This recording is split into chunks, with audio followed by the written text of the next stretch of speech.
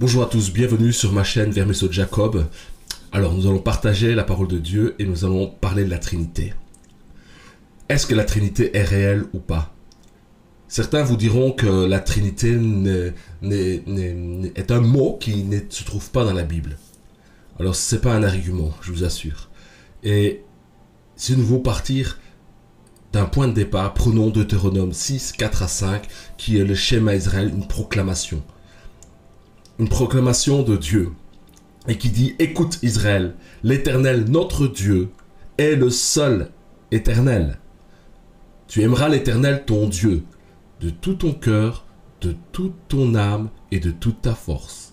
Voilà un commandement qui révèle que Dieu est le seul Dieu et qu'il est l'Éternel, c'est-à-dire celui qui est, qui était et qui vient. Alors pour comprendre la nature de Dieu, il faut partir du texte biblique et de ce qu'il nous dit, et puis à ce que l'Esprit nous dit. Et l'Esprit Saint, l'Esprit de Dieu, est celui qui nous fait entrer dans la réalité de Dieu. Alors, le Saint-Esprit va toujours utiliser une parole, les paroles de la Bible, les paroles écrites de la Bible, pour nous faire entrer dans la réalité de Dieu qui va au-delà du mot, au-delà de la lettre. Car nous parlons d'un être suprême qui est Dieu, le créateur du ciel et de la terre, celui qui n'a point de commencement ni fin de jour, celui qui est l'alpha et l'oméga, celui qui est l'éternel, qui est celui qui est, qui était et qui vient, et qui est le Dieu d'Israël. Donc, celui qui se révèle comme l'éternel se révèle aussi comme le Dieu d'Israël. Ah oui, c'est une chose très importante. Et alors, pour nous faire entrer dans ce texte-là, je vais vous aider avec une chose. Il y a une chose avant d'avancer dans les textes qu'il faut comprendre. C'est la nature de Dieu. Alors, certains me diront, oui, mais ces trois mots que vous voyez là, omniscient, omnipotent et omniprésent, ne sont pas des mots qui se trouvent dans la Bible. Mais ces mots renseignent d'une réalité de Dieu dans les Écritures. Donc Dieu, c'est la nature de Dieu. Dieu est omniscient, omnipotent et omniprésent. Ça veut dire que Dieu sait tout. Il est tout puissant, il est tout capable, et il est présent. Il n'y a pas un Dieu où il n'est pas. Alors ça, c'est la nature de Dieu. Et cette nature de Dieu, de son omniscience, son omnipotence et son omniprésence, cela n'est partagé avec personne. Un homme ne peut pas dire qu'il est omniscient, omnipotent et omniprésent. Parce que nous sommes des créatures. Nous avons un commencement et certains ont une fin. Il y a des êtres spirituels dans le ciel, les anges, qui ont un commencement, mais qui n'ont pas de fin, parce que c'est des êtres éternels, qui vivent à perpétuité, si on veut dire. Mais un seul est l'éternel. Un seul partage à cela. C'est qu'il est, qu'il était et qu'il vient. Et nous verrons que cette nature de Dieu est partagée par les trois personnes. Elle est partagée par Dieu le Père, elle est partagée par le Fils, et elle est partagée par le Saint-Esprit. Alors si Dieu le Père, Dieu l'Éternel, est omniscient, omnipotent et omniprésent, pour que la personne participe à la nature divine, il faut absolument qu'il soit omniscient, omnipotent et omniprésent. C'est aussi simple que ça. Alors maintenant, nous allons prendre des textes qui nous vont définir ce qu'est l'omniscience, l'omnipotence de Dieu et l'omniprésence. Avant, il y a un avertissement. Vous savez, ce texte dit « Celui-là est l'Antichrist ». C'est celui qui nie le Père et le Fils. Il faut faire très attention. Si vous êtes amené à avoir une doctrine qui vous amène à nier l'identité du Père et l'identité du Fils, donc la personne du Fils et la personne du Père, c'est que cette doctrine vient de l'Antéchrist ou l'Antéchrist. Alors je vais vous lire ce texte-là, il est très important de l'avoir à l'esprit. Ce texte dit clairement qu'on ne peut pas dire que le Père n'est pas, que le Fils n'est pas, que ce sont les mêmes personnes. Parce que dire que deux personnes sont une même personne, c'est en nier l'un par rapport à l'autre. Ok? Vous ne pouvez pas dire que vous êtes un homme et femme à la fois. Vous êtes soit l'un ou soit l'autre. Vous comprenez? Vous ne pouvez pas dire qu'une chose est une et puis son contraire. Et surtout par rapport à l'individu ou à la personne. Vous êtes vous, mais vous ne pouvez pas être en même temps une autre personne que vous-même. Vous savez, il y a une chose qu'il faut garder à l'esprit, c'est la logique. Dieu est un Dieu de logique.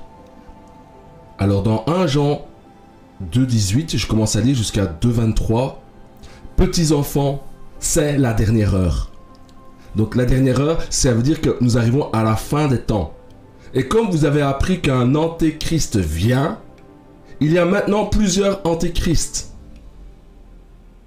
Par là, nous connaissons que c'est la dernière heure. Comment connaissons que nous sommes arrivés au temps de la fin? Et ce n'est même pas les temps de la fin, c'est la dernière heure. C'est qu'il y a beaucoup d'antéchrist. Donc c'est un esprit qui s'oppose à Christ. C'est pour ça que je vous parle de la révélation de Dieu.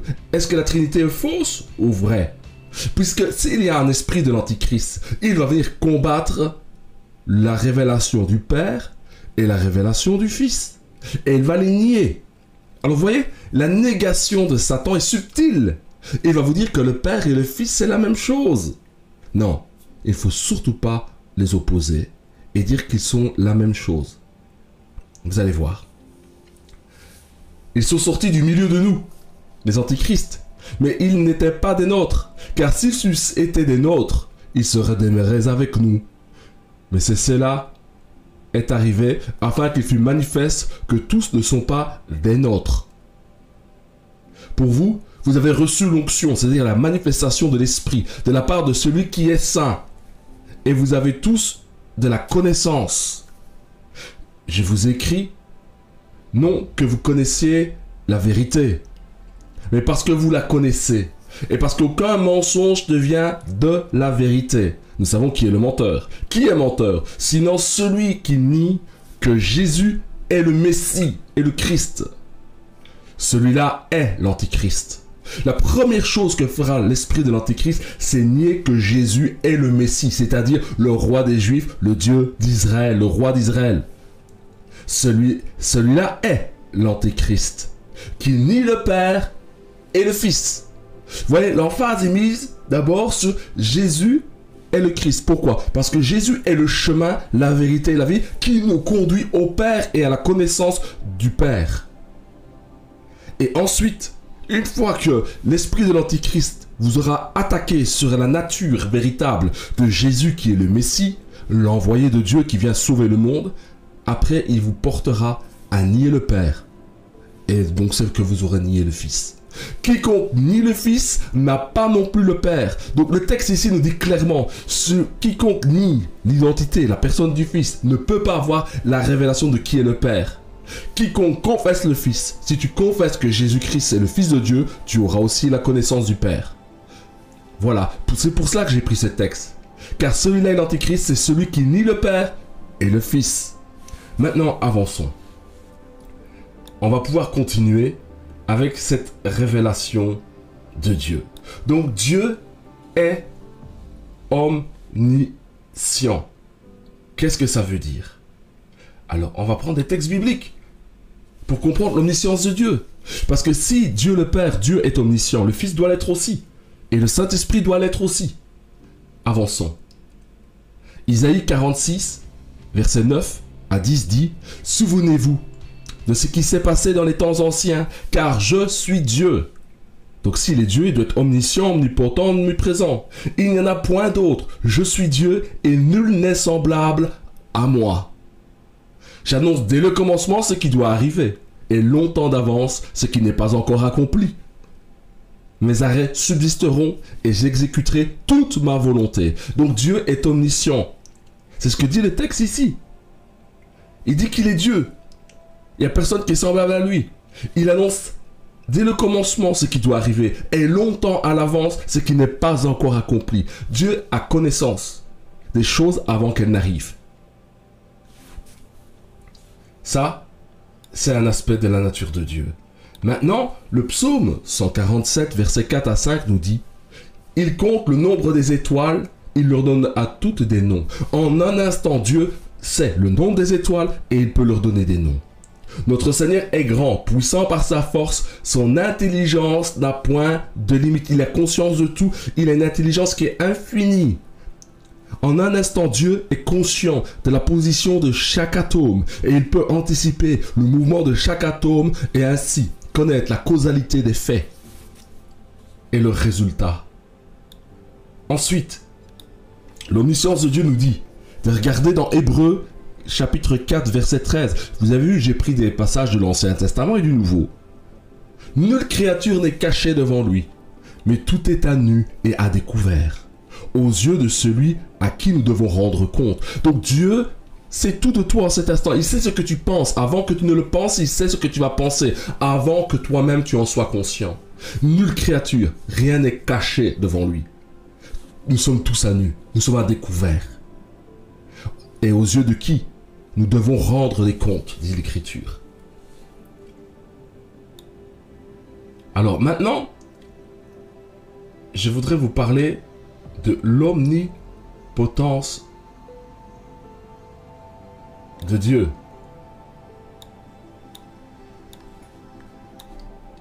Alors, Dieu est omnipotent. Le psaume 91, verset 1 dit « Celui qui demeure sous l'abri du Très-Haut repose à l'ombre du Tout-Puissant. » Omnipotent, c'est-à-dire tout capable. Il est tout-puissant, il peut tout faire. Il y a une chose que Dieu ne fait pas et ne fera jamais.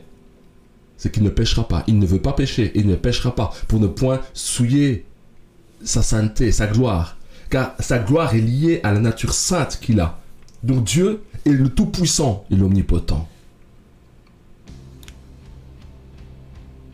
Dieu, dans Genèse 17.1, dit « Je suis le Dieu tout-puissant ».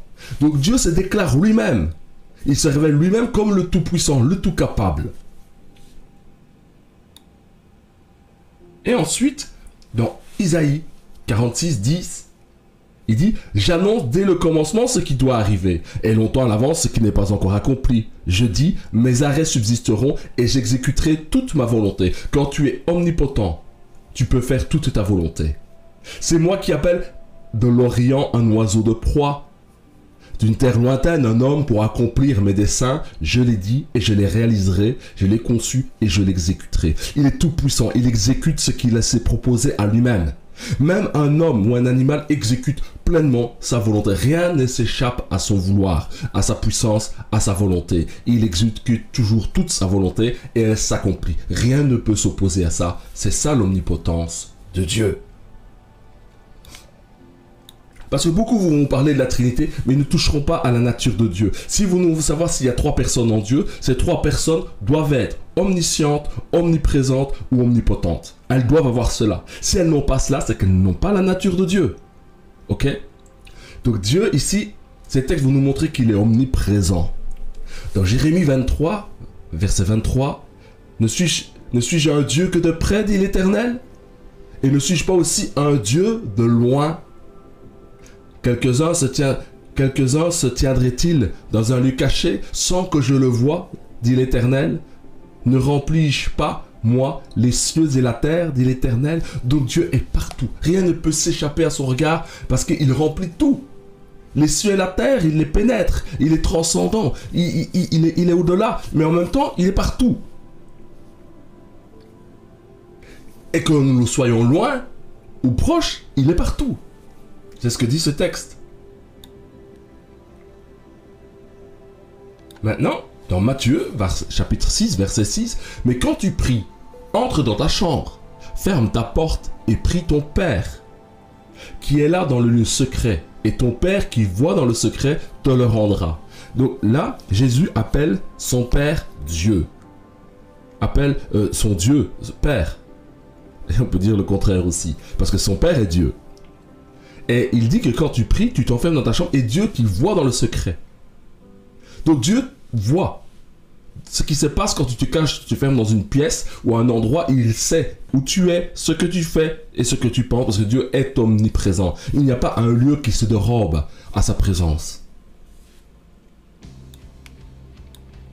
Dans Matthieu 18, 20, « Car là où 2 ou 3 sont assemblés en mon nom, je suis au milieu d'eux. » Donc Dieu est partout présent. Mais là, il dit qu'il est présent d'une manière plus particulière quand des personnes se réunissent en son nom. Là où 2 ou 3 se réunissent en son nom, il est là au milieu d'eux. Oui, c'est un mystère de Dieu. Bien qu'il soit partout, il va être présent d'une manière particulière. Là où 2 ou 3 se réunissent en son nom. Là, nous avons vu et nous percevons ce qu'est, selon les Écritures, l'omniscience, l'omnipotence et l'omniprésence de Dieu. Vous voyez, le mot omniscient, omnipotent, omniprésence, ce ne sont pas des mots qui se trouvent dans la Bible, mais ils renseignent d'une réalité qui est la nature de Dieu. Alors maintenant la question, si Dieu le Père, l'Éternel, est-il omniscient, omnipotent, omniprésent? Oui, il l'est. Mais le Fils, est-il omniscient, omnipotent et omniprésent? Parce que c'est ça la définition de la nature de Dieu. Vous voyez? Et beaucoup de personnes parlent de la nature de Dieu, parlent de la Trinité, sans jamais aborder la nature de Dieu. Et ça, cela démontre une ignorance assez profonde. Alors, vous voyez, Hébreux 1, verset 1 nous dit, « Après avoir autrefois, à plusieurs reprises et de plusieurs manières, parlé à nos pères par les prophètes. » Donc Dieu a parlé aux pères d'Israël par les prophètes. Ensuite, il dit, Dieu, dans ces derniers temps, vous voyez la dernière erreur, dans les derniers temps, nous a parlé par le Fils de Dieu. Alors, vous savez, quand nous faisons des enfants, nos enfants ont la même nature que leurs parents. Jésus est appelé Fils de Dieu à cause de sa nature divine. Quand on dit Fils de Dieu, ça veut dire qu'il a la nature divine. Dieu, dans ces derniers temps, nous a parlé par le Fils, qu'il a établi héritier de toutes choses, par lequel il a aussi créé le monde. Donc, comprenez bien, Dieu a créé le monde par le Fils et pour le Fils. C'est le principe créateur. Alors, c'est très particulier. Avançons avec les textes. Hébreux 1.3 nous dit, et qui? Donc le Fils, étant le reflet de sa gloire et l'empreinte de sa personne. Donc Jésus le Fils est le reflet, il reflète parfaitement la gloire, c'est-à-dire le poids de la personne, la nature de Dieu, et il est l'empreinte de sa personne. Et soutenant toute chose par sa parole puissante, a fait la purification des péchés et s'est assis à la droite de la majesté divine dans les lieux très hauts. Qui est celui qui s'est assis à la droite de Dieu? C'est celui qui est le Fils, qui est le reflet de la gloire et l'empreinte de sa personne. Donc, si Dieu, l'Éternel, notre Père, le Père de gloire, est omniscient, omnipotent et omniprésent, le Fils reflète ça aussi. Et il dit, devenu d'autant supérieur aux anges qu'il a hérité d'un nom plus excellent que le leur. Donc Jésus, à cause de ce qu'il a fait, de sa mort, de sa résurrection, de son incarnation, il est supérieur aux anges en gloire. Et il a un nom. Quand on dit un nom dans la Bible, c'est-à-dire sa nature, ce qu'il est plus excellent que la nature des anges. Car, auquel des anges Dieu a-t-il jamais dit, tu es mon fils, je t'ai engendré aujourd'hui, et encore, je serai pour lui un père, et il sera pour moi un fils. Alors, quand on parle de l'engendrement de Jésus, comprenez bien, vous allez voir par la suite, c'est pas qu'il n'était pas et puis il a été, c'est quand il est entré dans le monde. Quand Jésus s'est incarné, parce que Jésus préexiste à son incarnation. Ça veut dire qu'il est un être éternel qui est venu dans le monde, dans cet espace-temps, et qui est né d'une femme. C'est cela, quand on dit engendré. L'engendrement, ça veut dire qu'il est rentré dans la lignée des hommes. Tu es mon fils. Je t'ai engendré. Qui l'a engendré? C'est le Père. Aujourd'hui. Mais il n'est pas question que... Il n'y a pas question de... Dieu n'a pas eu besoin d'une femme pour engendrer Jésus. Car il l'était avant de venir dans un corps par une femme. Et encore, je serai pour lui un père et il sera pour moi un fils. Voilà la relation qu'il y a entre Dieu et Jésus.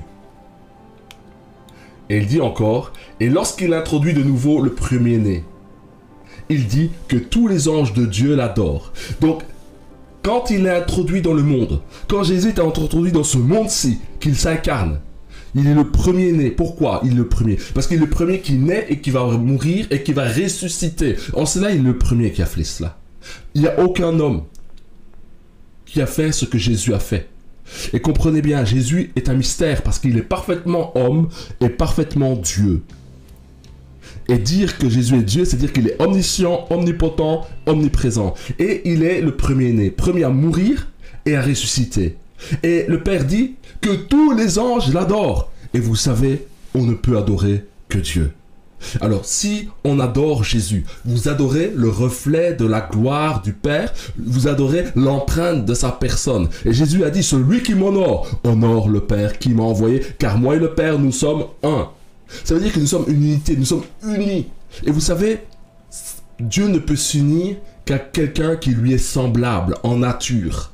Qui est celui qui est semblable à Dieu en nature? C'est le Fils.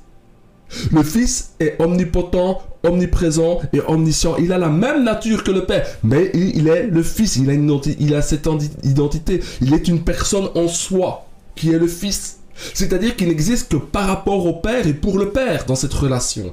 Et ce texte nous dit que tous les anges de Dieu l'adorent. Lui, le Fils. Et ensuite, de plus, il dit des anges. Celui qui a fait de ses anges des vents et de ses serviteurs une flamme de feu. Donc la différenciation est faite entre les anges. Mais il a dit au Fils, ton trône, ô Dieu, est éternel. Là, ce texte est très fort. Mais il l'a dit au Fils. Donc Jésus, Yeshua, le Messie. Ton trône, un seul trône, ô Dieu, est éternel. Le sceptre de ton règne est un règne d'équité. Donc ton trône, ô Dieu. Et il dit ici, tu as aimé la justice et tu as haï l'iniquité, c'est-à-dire le mal. C'est pourquoi, ô Dieu, ton Dieu t'a oint d'une huile de joie au-dessus de tes semblables. Qu'est-ce qu'il veut dire ici? C'est que Jésus a un Dieu. Et c'est son Père. Et Jésus est Dieu. C'est-à-dire qu'il a la nature de Dieu. Il est omniscient, omnipotent, omniprésent. Il existe avant de s'incarner et de venir dans ce monde. Et c'est cela que beaucoup ne comprennent pas. Ils ne comprennent pas la nature de Dieu, c'est-à-dire, pour prendre quelque chose de semblable, nous sommes tous des êtres humains. Nous avons la même nature. Nous avons une âme, un corps et un esprit. Mais nous sommes des individus différents, séparés les uns des autres. Mais là, chez Dieu, c'est beaucoup plus glorieux. Il dit, tu as aimé la justice. Il parle du Messie, Jésus. Et tu as haï l'iniquité. C'est pourquoi, ô Dieu. Donc le Père s'adresse à Jésus, dit, ô Dieu, ton Dieu, t'as oint d'une huile de joie. Ça veut dire quoi? Celui qui a écrit ce texte des Hébreux veut nous faire comprendre que Jésus a la même nature que le Père. Voilà, c'est aussi simple que ça. C'est aussi simple que cela. Alors ici, je vais vous montrer ce texte qui démontre que Jésus était avant l'incarnation et qui parle du moment de l'incarnation. Vous voyez, dans Hébreux, c'est Hébreux 10, chapitre 10, le verset 5. C'est très fort comme texte. J'ai lu souvent cela et je vous assure, le jour où mon attention a été attirée sur ce texte, ça m'a fortement béni. En Hébreux 10, verset 4, il est dit « Car il est impossible que le sang des taureaux et des boucs ôte les péchés. » Vous savez, dans l'Ancienne Alliance, selon la loi de Moïse, il fallait des sacrifices pour rétablir la communion entre le peuple et Dieu par des sacrifices d'animaux innocents et du sang.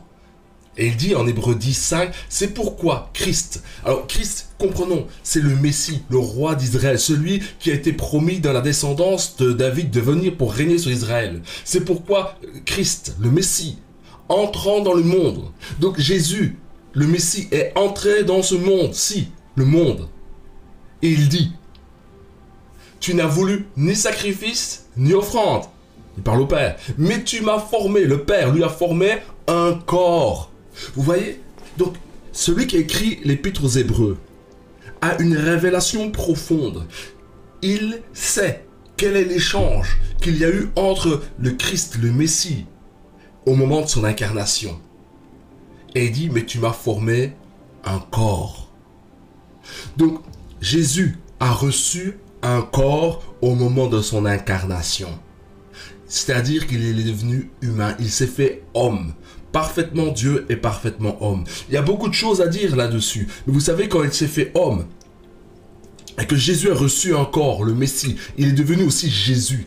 Ça veut dire que le Messie est entré dans notre histoire. Il a participé à notre nature humaine tout en restant Dieu. Vous voyez, c'est un mystère de l'incarnation. C'est-à-dire que dans la personne de Jésus, il avait conscience de son éternité. Il avait conscience qu'il était un être éternel. Il a conscience qu'il a pour père Dieu. Et il a conscience aussi qu'il est né. Et en lui cohabitent ces deux histoires. Une histoire qui n'a pas de début, qui n'a pas de fin, et une histoire qui a un début, qui est l'incarnation. Vous voyez, c'est le mystère de cette incarnation. C'est ça le Messie, c'est ça notre Christ. Et il dit ensuite, vous voyez, le texte parle de Jésus comme grand prêtre et sacrificateur, qui est celui qui fait, qui se tient devant Dieu pour nous. Et il peut se tenir devant Dieu pour nous puisqu'il s'est fait homme. Il est notre représentant. Et ensuite, il est dit, tu n'as agréé ni holocauste, ni sacrifice pour le péché. Alors, j'ai dit. Donc, Jésus dit. Vous voyez, le Père parle et le Fils, Jésus parle au Père et dit, j'ai dit, voici je viens. Dans le rouleau du livre, il est question de moi. C'est la Torah et les prophètes. Pour faire, ô Dieu, ta volonté. Donc, Jésus, Yeshua, le Messie, a un Dieu. Il a un Dieu. Mais ce Dieu est son Père. Et il a la même nature que Dieu, le Père. Mais il est le Fils. Et il vient pour faire sa volonté. Après avoir dit d'abord, tu n'as voulu et tu n'as agréé ni sacrifice ni offrande, ni holocauste, ni sacrifice pour le péché, ce qu'on offre selon la loi. Et il dit ensuite, voici je viens pour faire ta volonté. Donc Jésus est venu pour faire la volonté du Père. Il abolit ainsi la première chose pour établir la seconde. C'est en vertu de cette volonté que nous sommes sanctifiés, c'est-à-dire que nous sommes mis à part par l'offrande du corps de Jésus le Messie, une fois pour toutes. Donc parce que Jésus le Messie s'est offert avec le corps qui lui a été donné par son incarnation, il a fait sacrifice des péchés. Et à partir de ce moment-là, il y a un accomplissement des sacrifices qui avaient été faits dans l'ancienne alliance qui sont accomplis en la personne de Jésus. Et par cela, nous sommes mis à part pour Dieu, par la foi en la mort et en la résurrection de Jésus. C'est formidable. Je réédite avec ce texte de Hébreux 10.5. C'est pourquoi Christ, le Messie, entrant dans le monde. S'il entre dans le monde, c'est qu'il n'était pas encore dans le monde.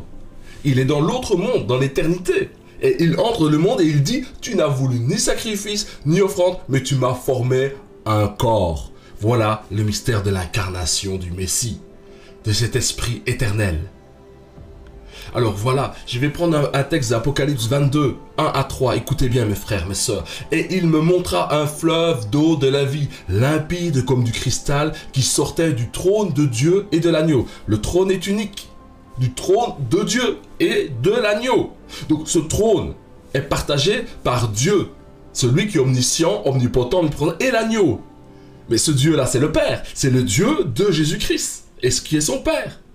Au milieu de la place de la ville, et sur les deux bords du fleuve, il y avait un arbre de vie produisant 12 fois des fruits, rendant son fruit chaque mois, et dont les feuilles servaient à la guérison des nations. Il n'y aura plus d'anathème. Le trône de Dieu et de l'agneau sera dans la ville. Ses serviteurs le serviront et verront sa face.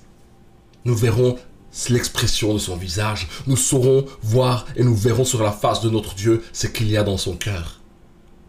Et son nom sera sur leur front. C'est-à-dire que la nature de Dieu, ce que Dieu est dans sa nature, se reflètera sur notre front, sur notre face. Alors, j'ai dit souvent la nature de Dieu, mais il est plus juste de dire les attributs de Dieu. Quand nous parlons d'omniscient, omnipotent, omniprésent, ce sont les attributs de Dieu. Mais Dieu va partager avec nous ce qui est sa nature. Sa nature, c'est Dieu est compassion, Dieu est amour, Dieu est bonté. Il y a les fruits du Saint-Esprit qui sont la nature de Dieu qui nous est communiquée par le Saint-Esprit. Il était plus juste de dire les attributs de Dieu en disant omniscient, omnipotent, omniprésent. C'est plus juste de dire ça. C'est pour ça, si vous regardez dans le texte, je l'ai mis par écrit au-dessus. Voilà. Et ça, c'est les merveilles de la nature de notre Dieu. Alors maintenant, vous allez voir, je vais parler aussi un peu du Saint-Esprit. Et nous allons prendre Jean 14, 23 à 26, où il est dit, Jésus lui répondit, « Si quelqu'un m'aime, il gardera ma parole, c'est-à-dire mon enseignement, ma Torah. Et mon Père l'aimera. Nous viendrons à lui. » Donc qui va venir à cet homme, à lui, à toi et à moi? C'est celui qui garde la parole. Il dit, « Mon Père l'aimera. » Est-ce que tu sais que tu es aimé du Père? Et il dit, nous viendrons à lui. Qui? Ce nous. Ce nous, c'est un pronom qui nous dit le Fils et le Père viendront à toi. Et nous ferons notre demeure chez lui. Donc, ils feront sa demeure. Le Père et le Fils feront sa demeure chez toi si tu gardes la parole de Christ, si tu gardes la Torah de Christ, si tu gardes l'enseignement de Christ. Celui qui ne m'aime pas ne garde point mes paroles. Quand on n'aime pas Jésus le Messie, on ne garde pas sa Torah, son enseignement. Et la parole que vous entendez n'est pas de moi, dit Jésus, mais du Père qui m'a envoyé. Donc Jésus a reçu l'enseignement. Il a reçu l'enseignement du Père et il l'a donné. Et il dit ensuite, je vous ai dit ces choses pendant que je demeure avec vous. Mais le Consolateur, l'Esprit Saint, le Ruach HaKodesh, le Souffle Saint, que le Père enverra en mon nom. Donc le Père envoie l'Esprit au nom de Jésus-Christ. Donc quand tu as la connaissance de qui est Jésus, le Père envoie l'Esprit Saint. Vous enseignera toutes choses et vous rappellera tout ce que je vous ai dit. Voilà. Dans ce texte-là, tout est bouclé. Tout est très clair. Et puis vous savez, quand nous baptisons pour Jésus, nous baptisons au nom du Père, du Fils et du Saint-Esprit. C'est-à-dire que celui qui rentre dans l'eau du baptême, de la repentance en vue du pardon des péchés, c'est celui qui a la révélation du Père, du Fils et du Saint-Esprit. C'est-à-dire qu'il a la révélation de qui est le Dieu véritable. Et Jésus est le Dieu véritable. Parce qu'il est un avec le Père et avec le Saint-Esprit. C'est le mystère de l'incarnation. C'est le mystère de la révélation du Dieu qui était dans une lumière inaccessible et qui maintenant par le Fils s'est fait connaître à nous. Et c'est par la parole du Fils, l'enseignement du Fils et sa révélation dans nos cœurs que le Père et le Fils font leur demeure. Et comment le Père et le Fils peuvent faire leur demeure en nous? C'est par l'Esprit. Quand tu as l'Esprit de Dieu, quand tu as reçu le Saint-Esprit, tu as d'office le Père et le Fils. Mais qu'est-ce qui fait la différence? Il faut que l'Esprit t'enseigne cela. Il faut que l'Esprit de Dieu te conduise dans la réalité du Père et du Fils. Et comment cela se fait-il? C'est quand tu aimes sa parole et que tu la gardes. Alors, tu rentres dans la révélation, dans la connaissance du Dieu véritable. Tu as une communion avec lui. Tu as un échange avec lui. Et vous savez, Dieu est un et il est indivisible. Quand tu as l'Esprit de Jésus-Christ, l'Esprit Saint, eh bien, tu as le Père et le Fils. Sur ce, je vous dis à bientôt.